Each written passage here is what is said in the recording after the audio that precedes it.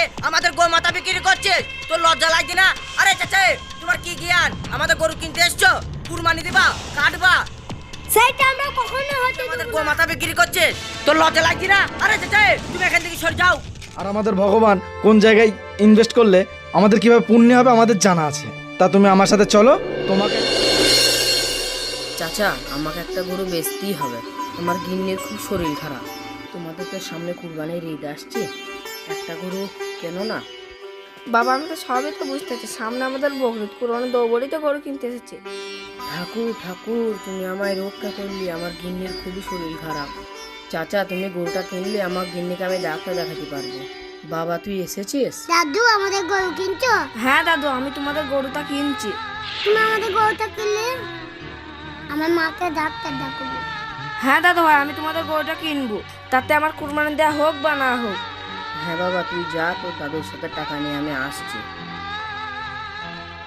ঠিক আছে বাবা, আমি তোমাকে টাকা দিচ্ছি।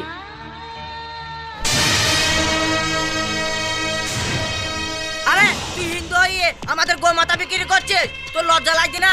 আরে চাচা, তোমার কি জ্ঞান? আমাদের গরু কিনতে এসছো, কুরবানি দিবা, কাটবা, সেটা আমরা কখনো হতে দেব না, আমরা হিন্দুরা।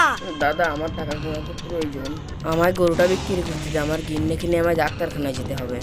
তোর টাকা লাগবে? আমাদের ঘর বলবি, পাড়ার হিন্দু ভাইদের সাথে চাঁদা তুলি তোকে টাকা দেবো, আর তুই আমাদের গো মাথা বিক্রি করছিস, তোর লজ্জা লাগছে না? আরে চাচা, তুমি এখান থেকে সরে যাও। আরে চাচা, ওট ওট ওট ওট ওট ওট। কি হয়েছে? এ ভাই, তুই ওকে ধাক্কা মেরে ফেলে দিচ্ছিস কেন?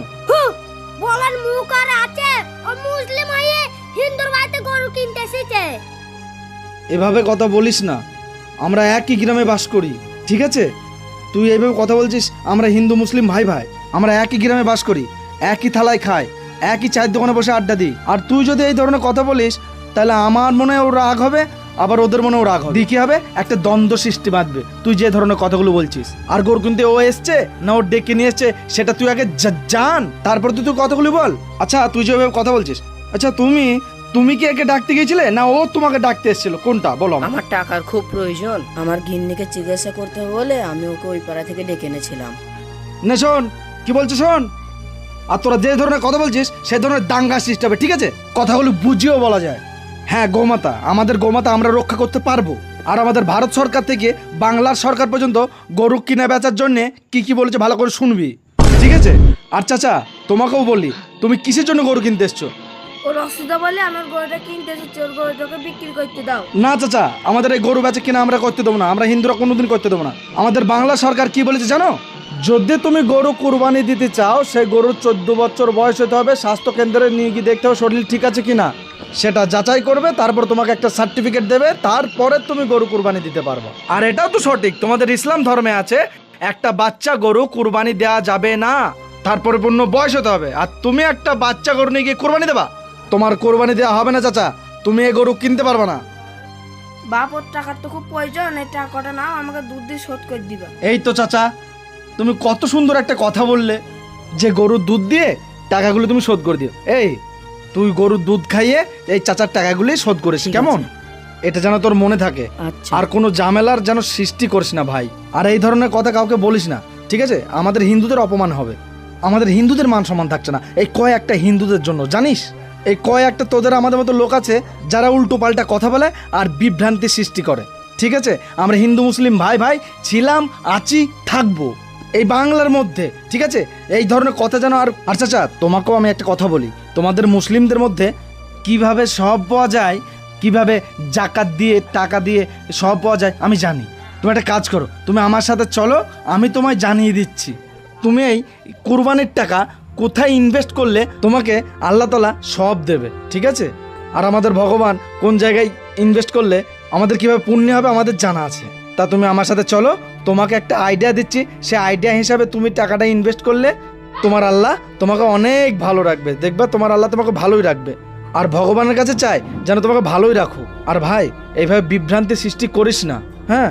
আমাদের বাংলার সরকার যেটা বলছে সেটা মেনে নে। আর চাচা তোমাকেও একটা কথা বলি, তুমি যে কথাটা বলেছো যে দুধ দিয়ে শোধ করিস, খুব সুন্দর একটা কথা বলেছো চাচা। তোমাকে যে কিভাবে ধন্যবাদ জানাবো, এই তোরা যা চাচা, তোমাকে আমি একটা বুদ্ধি দিই, চলো। শোনো চাচা, তোমাকে আমি ভালো করে বুঝিয়ে বলছি।